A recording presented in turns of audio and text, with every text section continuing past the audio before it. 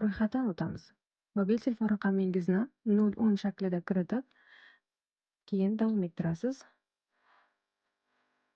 va barchasiga rozilik bildirib, tasdiqlash kodini olasiz va tasdiqlash kodini shu yerda tasdiqlaysiz. Endi esa parol yaratasiz. Iltimos, parol yaratganingizda so'z, raqam va belgidan iborat bo'lishi lozim. Ikkinchi marotaba parol yaratganingizda iltimos birinchisiga aniq o'xshagan bo'lishi kerak. Undan so'ng esa PIN kod yaratamiz.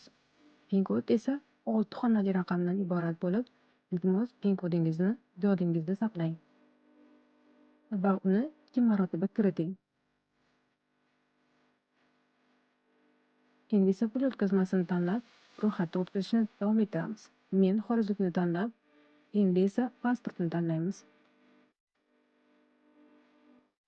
Pasportingizni old rasmi bor tomonini tasdiqlab, suratga olishni boshlaysiz hamda o'zingizning suratingizni olasiz. Rasmga olayotganda iltimos yorug'likka ahamiyat bering hamda davom ettirasiz.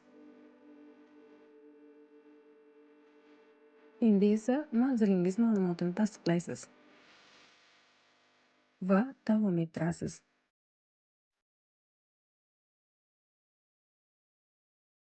Kasbingizni belgilaysiz.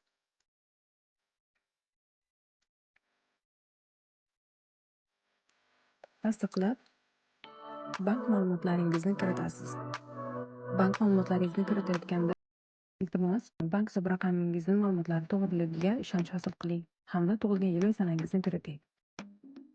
Ro'yxatga olish yakunlandi.